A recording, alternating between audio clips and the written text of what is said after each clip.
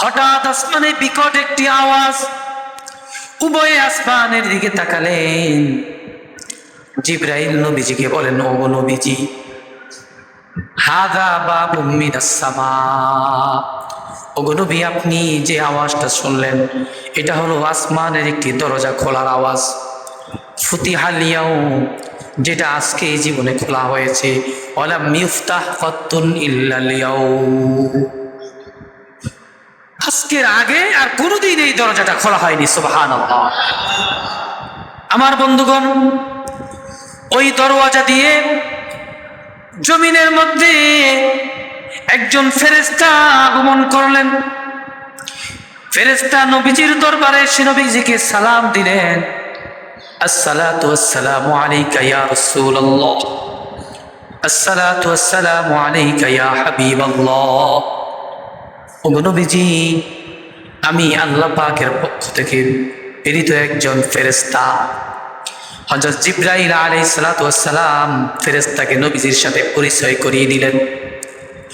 জিবরাইল বললেন, ওগো নবীজি, ইনি হলেন আসমান থেকে আগত একজন ফেরেশতা। আল্লাহ পাক রব্বুল আলামিন এই ফেরেশতাকে আপনার কাছে পাঠিয়েছে। ইনি এমন একজন ফেরেশতা নাযালাল ইয়াউম, যিনি আজকে প্রথম জমিনে আগমন করেছেন। সুবহানাল্লাহ।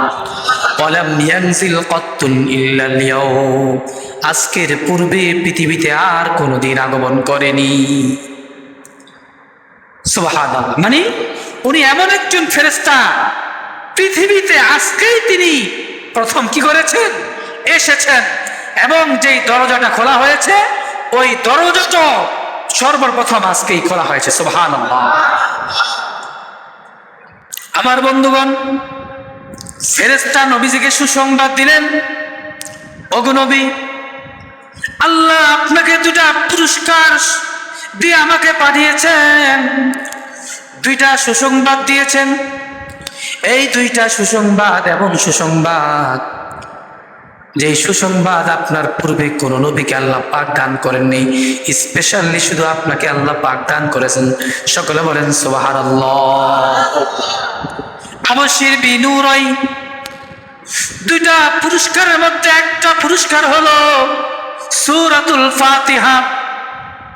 ওয়া আন্নাহা সাবউম মিনাল মাসানি ওয়া হুয়াল কুরআনুল আযীম। দুইটা পুরস্কারের মধ্যে একটা পুরস্কার হলো সূরাতুল ফাতিহা। সুবহানাল্লাহ। আর আরেকটা পুরস্কার হলো সূরাতুল বাকারার শেষের দুই আয়াত। সুবহানাল্লাহ। আমার বন্ধুগণ, আমরা যদি এই দুইটা পুরস্কার আমাদের ব্যক্তি জীবন, সামাজিক জীবন, রাষ্ট্রীয় জীবনে যদি আমরা মেনে চলতে পারি, এই দুইটা পুরস্কারের মহৎ থেকে যদি আমরা প্রাধান্য দিতে পারি, আমরা আল্লাহ পাকের খালেস বান্দা হয়ে যাব। শুধু তাই নয়, আমরা আল্লাহ পাকের জান্নাত আমাদের জন্য ওয়াজিব হয়ে যাবে। একটা পুরস্কার সূরাতুল ফাতিহা। সুবহানাল্লাহ। চিন্তা করেন, এই দুইটা পুরস্কার,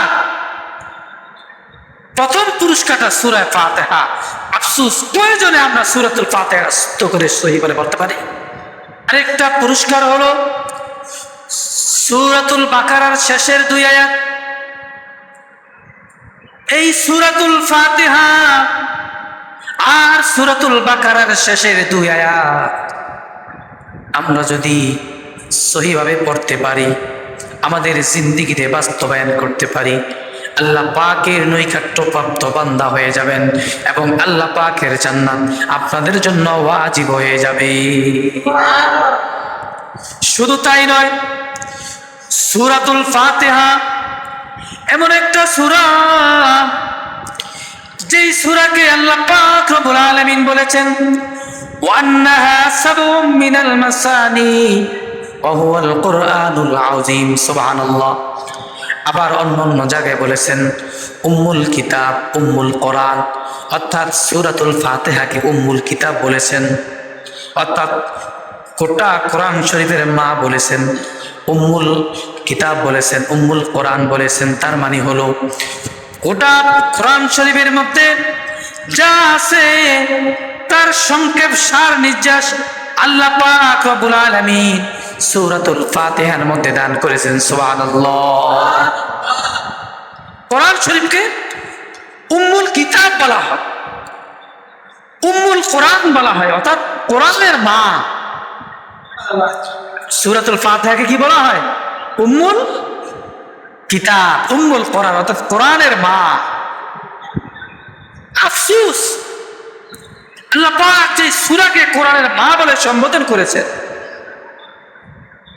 আমাদের সমাজের মধ্যে 99% মানুষ সূরাতুল ফাতিহা শুদ্ধ করে পড়তে পারে না। আমরা যখন নামাজের মধ্যে সূরাতুল ফাতিহা পাঠ করি, প্রতিটি মানুষ যখন নামাজ পড়ে সর্বপ্রথম নামাজের মধ্যে দাঁড়িয়ে সূরাতুল ফাতিহা পড়তে হয়, এমনকি প্রত্যেক রাকাতে সূরাতুল ফাতিহা পড়তে হয়। বান্দা যখন নামাজের মধ্যে দাঁড়িয়ে সূরাতুল ফাতিহা পড়ে, আমার আল্লাহ আরশ থেকে প্রত্যেকটা কথার জবাব দিয়ে দেয়। বান্দা নামাজের মধ্যে পড়ে আলহামদুলিল্লাহি রাব্বিল আলামিন, আমার আল্লাহ আসমান থেকে জবাব দেয় হামিদানি আবেদি। বান্দা যখন পড়ে আর রহমানির রহিম, আল্লাহ জবাব দেয় আসনা আলাইয়া আবদি। বান্দা যখন বলে মালিক ইয়াউমিদ্দিন, আল্লাহ বলে মাজ্জানানি আবদি। বান্দা যখন বলে ইয়াকা না'বুদু ওয়া ইয়াকা নাস্তাঈন, আল্লাহ পাক বলেন হাদা বাইনা ওয়া বাইনি আবদি। বান্দা যখন বলে ইহদিনাস সিরাতাল মুস্তাকিম সিরাতাল লাযীনা আন'আমতা আলাইহিম গায়রিল মাগদুবি আলাইহিম ওয়ালাদ-দাল্লিন, আমিন। খেয়াল করে শুনুন, বান্দা এখনো নামাজ শেষ করেনি, সূরাতুল ফাতিহা শেষ করেনি, অন্যান্য কেরাত এখনো শেষ করেনি, কিন্তু আমার আল্লাহ রাব্বুল আলামিন আরশ থেকে বান্দার কথার জবাব দেয়। আল্লাহ বলেন হাযা লিআবদি ওয়া লিআবদিক মা সাআলাক, ও বান্দা তুমি যা চেয়েছো আমি আল্লাহ পাক রব্বুল আলামিন তোমার সকল প্রার্থনাকে কবুল করে নিলাম। দেখেন, বান্দা নামাজ শেষ করে না এখনো, কিন্তু আল্লাহ পাক রব্বুল আলামিন তার সকল প্রার্থনা কি করেছেন? কবুল করে দিয়েছে। নবীজি অত্যন্ত গুরুত্বপূর্ণ একজন সাহাবী, বয়স্ক একজন সাহাবী, অনেক সম্মানিত একজন সাহাবী। এই সাহাবীকে বলা হয় কাতিবুল কোরআন, অর্থাৎ কোরআনের লেখক ছিলেন। কোরআন যখন নাজিল হতো কোরআনের লেখক তিনি ছিলেন।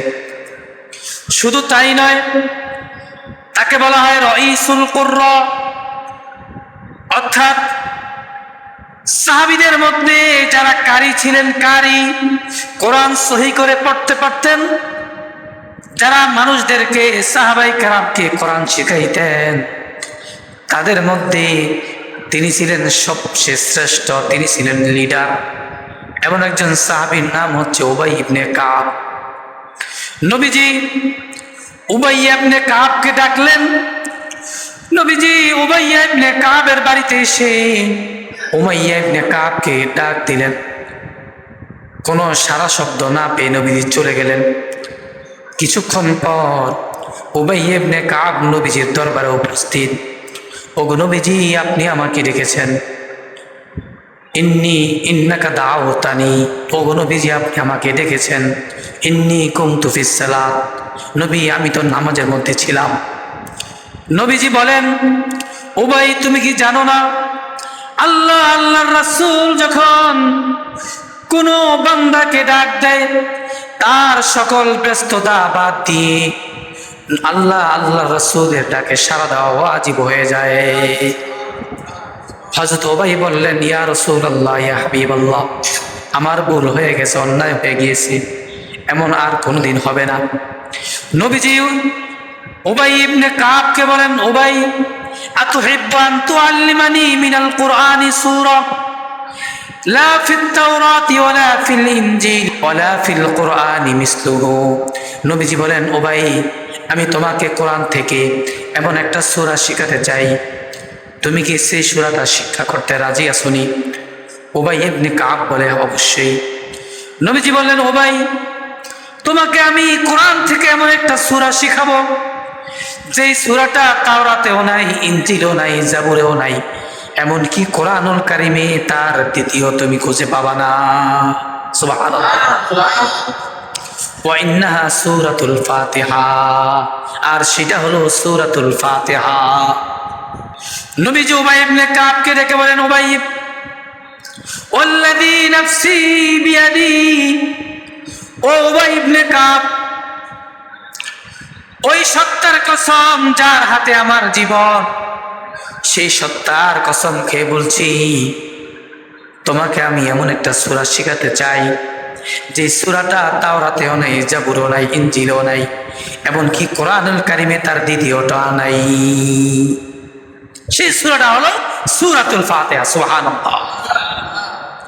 এই জন্য আমরা আজকে এই কোরআন অবতীর্ণের এই রাত্রিতে আমরা দুইটা হাদিয়া, যে হাদিয়াটা আল্লাহ পাক রব্বুল আলামিন নবী মুহাম্মদ সাল্লাল্লাহু আলাইহি ওয়াসাল্লামকে দান করেছেন, সেই দুইটা হাদিয়া আমরা মনে করব এটা আমাদের জিন্দেগির হাদিয়া।